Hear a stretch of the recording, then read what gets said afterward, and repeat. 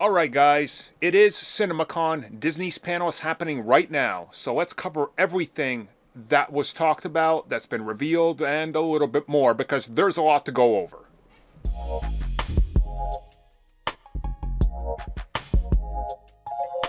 So as one would expect, Disney started off the show with a sizzle reel of everything that's coming out and the logo for a bunch of their properties that they own under their umbrella. But that's not just it. They started a sizzle reel for Thunderbolts, Fantastic Four, and all their upcoming films, and all those films were crashed by Stitch literally breaking into all of them and showing up in various scenes. Now, I should note, for the purposes of this, Disney did say that pictures will be allowed, but videos will be banned. Naturally, somebody's going to break this rule and, break Disney's trust, so stay tuned. But while we wait for that, there was a couple great images as well of them literally just showing everything, and this awesome image of Stitch. And you can kind of make out a bunch of Easter eggs and references and little things here or there that are really creative, if I do say so myself.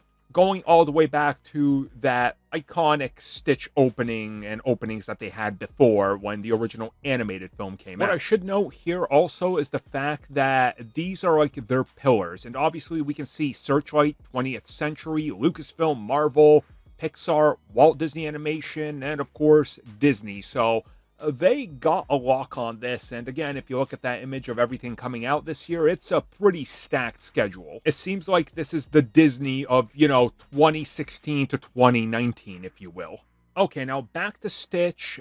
They showed off a scene that was them trying to pass Stitch off as a dog, while obviously there's wacky antics going on, and another scene where he's playing with a soda gun that's described as a Western parody.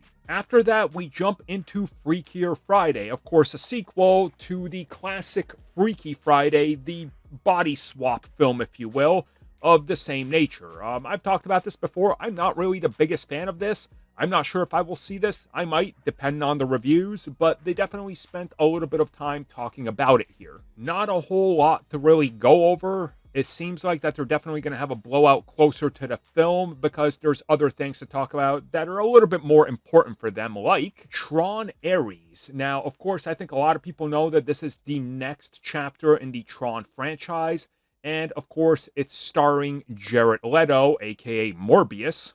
But he wasn't alone, as he was joined by Jeff Bridges, who of course goes all the way back through the history of Tron. Jared Leto then said, and I quote, "I was obsessed with Tron as a kid. It took me to a world I've never seen before, and I couldn't get enough." He was talking about the hype to finally join the franchise after being such a longtime fan. And while talking more about the concepts and ideas of Tron, they did confirm that Tron is coming to the real world in this film. And they didn't want to get too far into it, but they did tease that. And then Leto added that he's looking for something that's not understood, and that worlds will collide. And then they say there's no going back after this, and then we hear music from Nine Inch Nails, while just quick snippets of footage play, which reportedly are not fully complete, which is why we don't have a full on, blown out reveal just yet. But Tron bikes breaking out of that world and into the real world sounds pretty amazing. And across the board, people are saying that the red aesthetics are really bold and really take you to a completely different place as opposed to the neon blues we've had in the previous film specifically. After this, we got The Amateur, which is coming really soon. There wasn't too much on this. They were just telling people, hey, it's coming. It's 20th Century Studios. Check it out. Now we get into something I'm super excited about. Predator Badlands, the follow-up to Prey, which of course was a tremendous Predator film that took the franchise in a completely different direction. And this was the first thing shown off this early look slash artwork, if you will. Elle Fanning then took the stage to talk a little bit about this film, since we literally know nothing, and the leaks have proven to be all over the place and mostly made up stuff and wrong from everything we can gather. So we finally got some stuff on this. She talked a little bit about working with Dan Trachtenberg on the film and how excited she was to be here and just talk about it and join the Predator franchise. And she said that this role for her is completely different than anything she's done before. Then they showed off what is considered the first trailer, which reveals a predator going on a hunt across a bunch of different planets, not just one. They say that there is a lot of hardcore science fiction and sci-fi looking elements, and that it looks like it's adding a lot of new lore to the franchise and a lot of new-ish looking predators, armors, and things we are not expecting. And they said this Predator film will ask, what if a Predator was a good guy? Now, I will say they did briefly talk about a brand new film, aka Deliver Me From Nowhere. It's not a film that's particularly on my radar, and I don't think you guys will care, so we're going to move past the Bruce Springsteen movie. Next up, there was Ella McKay. I have no idea what this is, so I'm not going to talk about it. But it was time for Searchlight Pictures. This is like their smaller label, more considered indie, if you will. And the first thing they started off with was The Roses, starring Doctor Strange and a member of Secret Invasion. Did anybody watch Secret Invasion? No? Okay. But yes, it's Benedict Cumberbatch and Olivia Colman in this film. I'm not sure what it's about, as it's not on my radar, but there we go, I mentioned it. And this just reminded me of how much stuff Disney actually puts out that we don't realize due to their other labels, much like they did in the 90s and the 2000s with Forgotten Labels. But hey, Complete Unknown has Timothée Chalamet in it, so Disney's getting closer on locking him in for inevitably a Marvel or Star Wars role. But now it's time for Marvel Studios. So let's start off with the first thing they showed off. And I should note, before this, as people recorded it, the cast of Thunderbolts was showing up, being driven by David Harbour's Red Guardian in a beat-up red limousine. So yeah, Thunderbolts was next, and they talked a little bit about, hopefully, what they hope is their next big blockbuster and doesn't follow in the footsteps of Captain America Brave New World. They talk a little bit about some of the stunts in the film and what was going on, including the fact that we will see Yelena, Florence Pugh, jump off the second highest building in the world, which we saw in the trailer and the preview spots. And I believe I even mentioned that in my breakdown of the trailer.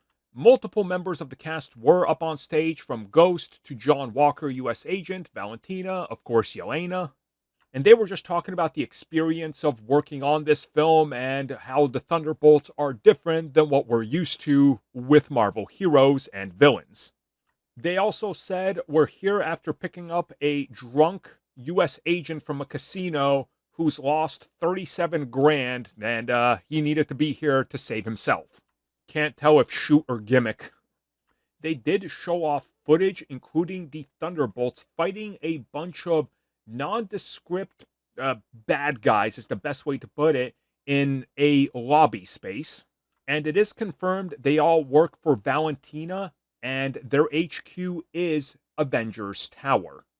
Valentina also calls U.S. Agent Captain America Jr., and the two scenes that they shown off are described as super action-packed, comedy, hilarious, and that the action is clearly visible and on point. It's also revealed that Bucky did not make it as a congressman. It was cut short and he only lasted half a term, but he's back in the superhero business. There is also footage of Red Guardian and Bucky bonding over their past before they take a van and burst through the doors at the bottom of the Watchtower. And for those that aren't aware, Avengers Tower has been renamed the Watchtower. We then got a message from Kevin Feige, who was talking about Marvel Studios and the future, and he just briefly mentioned that Avengers Doomsday will focus on the Avengers, Wakanda, Fantastic Four, Thunderbolts, the original X-Men, all fighting Doctor Doom. And then he reveals that officially filming will begin in just a few days. He then says that they revealed many of the cast members of Avengers Doomsday, but stay tuned, as they have not revealed all of them and there are yet names that need to be revealed. New footage of Fantastic Four is then shown off, which includes the confirmation that Sue Storm is pregnant in the Fantastic Four First Steps. Which, if you guys have been paying attention, I also did a breakdown on this in a video, and you can tell that they CG'd her stomach out because of the way she walks. It's just not natural, and it lines up perfectly with somebody that's pregnant, so it's all there. In the footage, we also see the Silver Surfer for the first time. She announces that their planet has been marked for destruction, and that the Fantastic Four might be the only one that can save everything. The reactions to the trailer and the footage are absolutely overwhelming and over the top. Everybody is saying that Matt Shakman has nailed the Fantastic Four. And also, how they go over their powers is them on a talk show talking about how they got them during their space mission. And we have a scene of Reed and Sue being late for dinner, and it's Johnny that actually discovers that Sue is pregnant. After that, we jump to ELIO, which is one of the upcoming big, hopefully for Disney, Pixar films, which seems like it's been in development for forever at this point. And we know that they went through kind of a reshuffle with this film and what it originally was and what it's going to end up being. So we're still a little unclear on the exact, final version of the film. But the feedback from CinemaCon seems to be overly positive. They're saying it's charming, it looks witty, it looks like exactly what you would expect from a great Pixar film.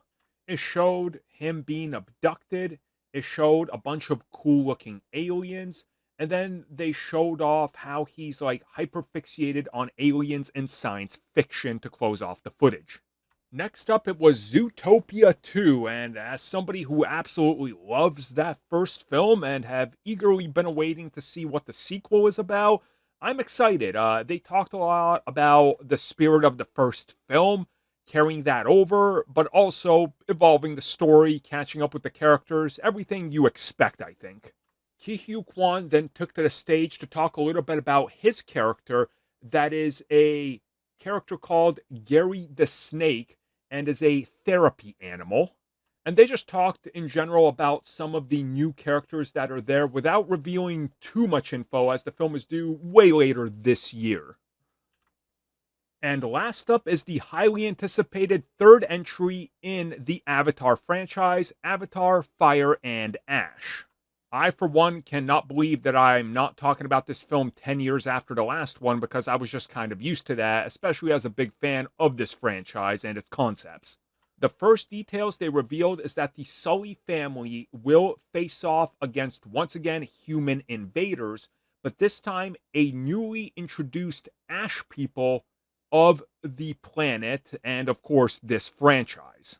And one can assume that they're going to look vastly different, just like the other aquatic Navi from the last film. If people were expecting safe designs, this is definitely not it. These